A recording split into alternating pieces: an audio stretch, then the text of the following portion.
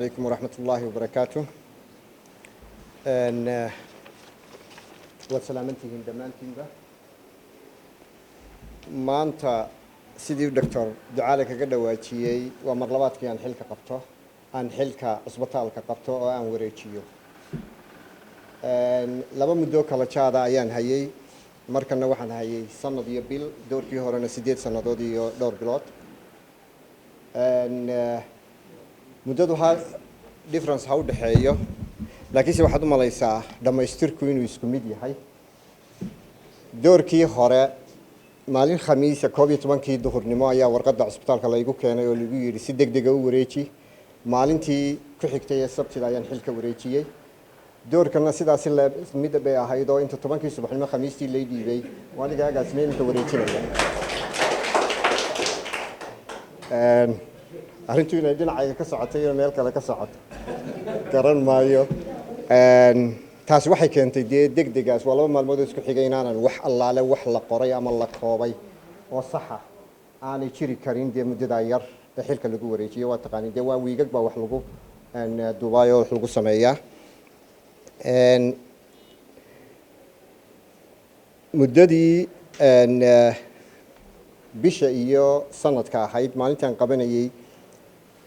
xafiiska wasaaradda ama howlka wasaaraddu ahaa waxaan sheegay inaynu dhaqan u leenahay koobka inta maran inaynu eegno inta buuxda marna inaan la eegin koobku sidii buu u maran yahay Dr. Axmedna wuu ka marnaan doonaa inta maran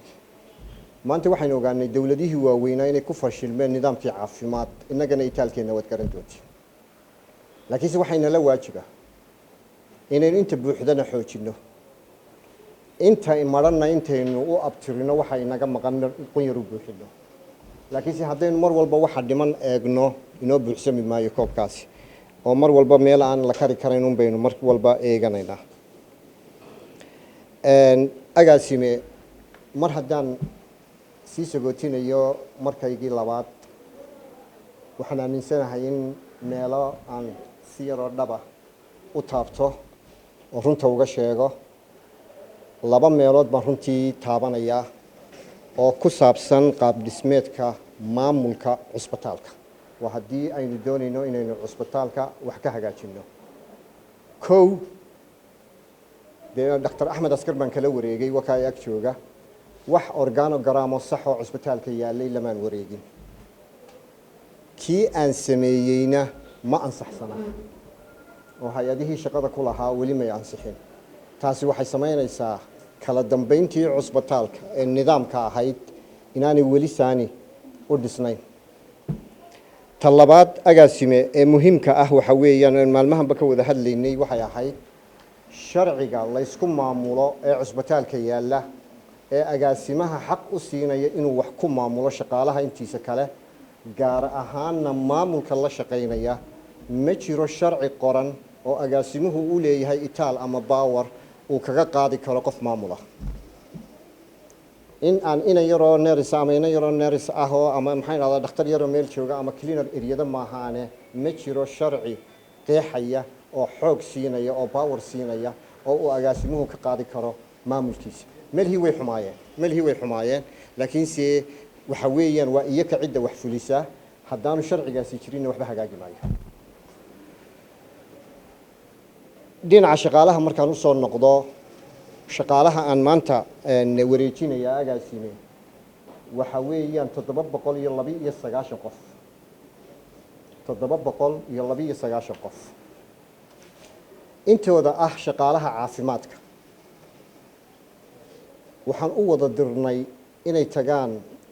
xafiiska mihnadlayaasha caafimaadka oo ay liisan ka doontaan 40% ilaa 45 waa loo soo diiday liisanka loogumana soo diidin aqoontooda waxa loogu soo diiday iskuulada ama goobaha ay ka soo baxeen baan muctarif ahayn taasi markayna qabsatay dhowr meelood baanu tagnay aniga iyo agaasimoon isla ognahay tallaabooyin badan baa la qaaday laakiin sidee wali wax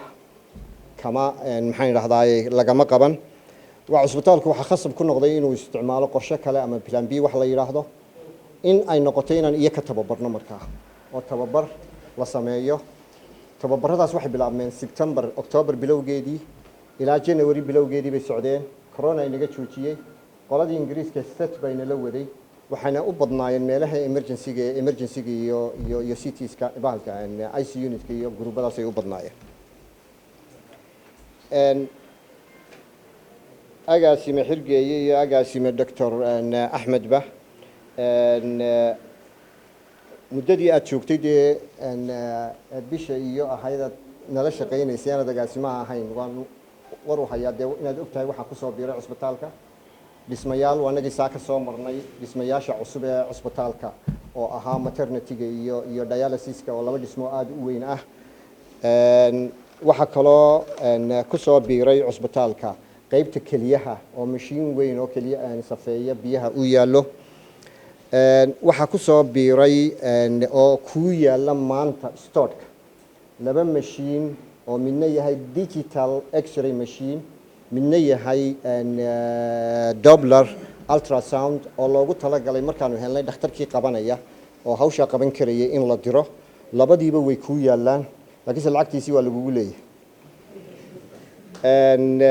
waxa kaloo sheebaadka yaala oo maanta sidaad ogtahay dalka koronahaysa oo dhan inaga baadhna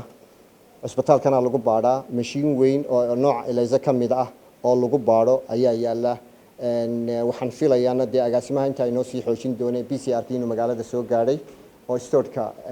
WHO-ga yaallo markuu yimaadana waxay noqonaysaa wax allaale wax dibadda looga baahan yahay arrinta corona ma jirto qaybtii pathology-gu waa kii uu kaga dhawaajiyay Dr. Askar way dhan tahay waxaa ka maqan ninkii la odhan jiray pathologist keliya oo dhakhtarkaasa meesha ka maqan iyaduna talyaanigii waxaanu ka filaynay inay soo diraan February dhammaadkiisa telepathology-gii oo scannerka ahaa dee halkay marayso waynu aragnaa Italy markaa waynu ka warsugi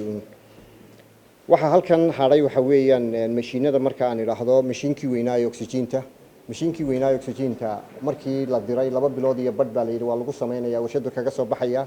sidaynu ognahay coronana dee China ugu horreeyey iminka waxaa ka hadhay 15 cisho 2 bilood iyo badh ka bacdi markuu ka soo baxo dee baakinkii iyo soo duridii ayaa hadhay lacagtiisii waxay ahayd 125 ayaa banka Somaliland 120 ayaa soo gaadhay banka cashuurtii markay goosteen ama servicekii markay goosteen 117 iyo $1 ayaan anigu iyo wasiirku ka soo qaadnay account-kaygana kugu jirta lacagtaasi cusbitaalka waxaa kugu soo biiray 8 dhakhtar oo dhalinyaro ah oo specialist mid walba qaybtiisa ku yahay 2 dumarka ah 2 lafaha ah mid neerfaha ah mid radiology-ga ah mid caruurta ah iyo dhakhtar qalliinka guud ah dhakhaatiirtaas waa dhakhaatiir dhalinyaro ah haddii ilaahay ha yidhaahdo dee waa niman 20 ama 30 sannadood ee soo socda xooggii leh oo wax qaban kara Ethiopia waxaa kuugu maqan 8 dhakhtar iyo 1 dhakhtar oo Masar ku maqan intuba waxay diyaarinayaan specialist qof walba fiilkiisa buu diyaarinayaa 9 ba weeyaan dhakhaatiirta markaa inaga maqan 8 ka mid ah sanad kale baxeen cusbitaalkuna wuxuu siiyaa gunnadii agaasimaha guud iyo wasiirkana waan isla ognahay ma ahayn wax cusbitaalka keliya marka uu ka yimi waayo waxay ahayd marka ay dhameeyaan haddii aan loo baahnayn in wasaaraddu isticmaali karto waayo hantiday isticmaaleen waa hantidii ummadda in goob kale oo dalka ka mida loo diri karo oo ay tagaan halkaana 9 dhakhtar ayaa kuugu maqan oo ah inaad maxay raadaan ay ka warsugtid dhinaca dhaqaalaha mala waxa loo dhig taagaya waa dhaqaalaha dhinaca dhaqaalaha cusbitaalka 3 meelood buu ka soo galaa waa service-ka aanu qabanno waa dawladda dhexe budgetka dawladda qayb ku jirta iyo qayb hay-adaha dawliga ah ka soo gasha service-ku laba u baxaayo waa mid aan dadweynaha caadi u qabanno iyo mid aynu u qabanno xafiisyo ama hay-ad ha noqdaan ama dawlad ha noqdaane waa service hal waxuun baan ka odhanayaa intaa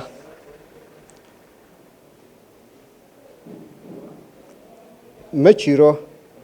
lacag cusbitaalka lagu qabto oo 2 taytal qof aan ahayn uu sito uu qabto lacagta cusbitaalka maanta waxa qaban kara oo kaliya nin la yiraahdo fee collector title ka sita ama inaan ha noqdo ama inaan ha noqotee ama ninka la yiraahdo cashier haddaad lacag ku aragtid qof kale dhex maraysa calaamad su'aal baa saaran halka ogsoonow lacagta dawladda dhexe January 2020 qaanuunkii cusbaa kuma soo marayso qorshaha baad leedahay agaasimaha guud kaliya saxiixaya adigu kuma lihid sabwaaran iyo saxiixba lacagta gebigeedaba inaad wax codsatid maahaane agaasimaha guud baa inala joogay isaga saxiixa lacagta dawladda dhexe oo dhan lacagta hay'adaha inaga soo gasha laga bilaabo bishii tobnaad ee 2019 ma jirto lacag qof shaqaale ah saad loogu soo diraa 2019 October wixii ka dambeeyay lacag saad ku soo dhacda oo qofka shaqaalaha ama hay'ad ama xafiis meel kale intuu u soo diro u soo gashaa ma jirto lacagtu siday u dhan tahay waa kan xisaabiyihiina la jooga wasaaradda account-ka cusbitaalka ayay toos ugu dhacdaa cusbitaalka u soo saara cusbitaalka markaa u qaybiya mushaharada iyo gunooyinka shaqaalaha way waxa jiri jirtay in ama hay'aduhu ama xafiisyo kale ay lacagta shaqaalaha toos ugu diraan wax soo iibinta agaasima waxa ku qabanaya oo kaliya qaybta logistica dilaal ku dhex maraya haduu jiray ma jiro maanta dilaal meesha doonaha ka yimaadee haduu jiray maanta ma jiro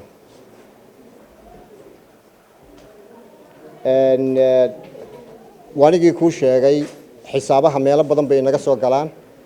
lacaga badan oo leenigu leeyahay jira lacaga badan oo inagu dadka aynu ku leenahay jira hay'adaynu la shaqeynaa xilligana waa xilligii isbedelku jiray ee kontraagyada la saxiixayay marka waa inaad ogaataa in uu jiro kontraagyo badan ku sugayaan mid shaqaale iyo mid maxay raadahay hay'adeedba aan yara kaftamo xalay waxa ay la soo diray link yar baa WhatsApp-ka la igu soo diray linkigaas oo sheegaya in anaga agaasimaha guud khilaaf naga dhaxeeyay iyo qayb kamid ah maamulka cusbitaalka agaasimuhu waxa jooga shalayto ibn xalay waan wada hadalnay khamiistii waan wada joognay intaan warqada leeydiibin xafiiskiisan fadhiyo shir baan ku jirnay wax allaale wax naga dhaxeeya aniga iyo agaasimaha guud haba yaraatay ma jirto maaha arrin imika sida carabta mujaamale mar hore iyo mar dambeba يعني ما أوجي خلاف أنا جاي أقول وعدين دونا سنين نقد حياة السجى إيه وزير كمرنا بميدعين أن حدي لقى أن تجي وياه وشري خلاف أنا جاي قريب معمول كيا كده حيسي أو ميل أدقنا نوت تاجني أرنتنا أي من كده أن بربوريسي لكن سي خلاف كو مشري أنا جاي وزارة ده خلافه أن وحنا مرينا يا هذا الكلام تكبرنا أوران مايو laba qodob baan ku soo gunaanudaya labadaba waxaan u dirayaa madaxweynaha waa warqad furan oo madaxweynaha u dirayo ta koobaad waxa weeyaan cusbitaalka iyo taladayda intaan la joogay cusbitaalka joogay tala ahaan cusbitaalku sida kaliya uu wax ku noqon kara waa sidee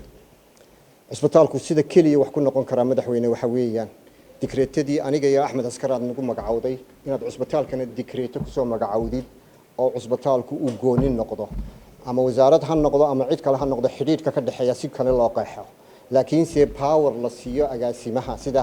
wakaalada biyaha uu ku maamuli karo cusbitaalka hadafkii la rabay inuu gaarsiin karo taasi waa ta koobaad ta labaad madaxweynaha waan u mahadnaqayaa xilkii uu ii igmaday xilka qaadistuna waa sunnaha maxaan idhaahdaa iminka ka ummad ahaan inoo sharci noqday oo wax dhibaato ah ma jiro hadalkaygana nin boos u taagan oo weydiisanaya ma yihi laakiin se waxa jirtay ballan aniga iyo madaxweynaha naga dhaxeeyo aad u adkaa aanan hayn halkaa ballanku ku burburay marka warqadaydan furan waxaan leeyahay madaxweyne ballan baa naga dhaxeeyay waxa burburiyay ballankeenii soo sheeg direct iyo indirect ba wadna santiin assalamu alaykum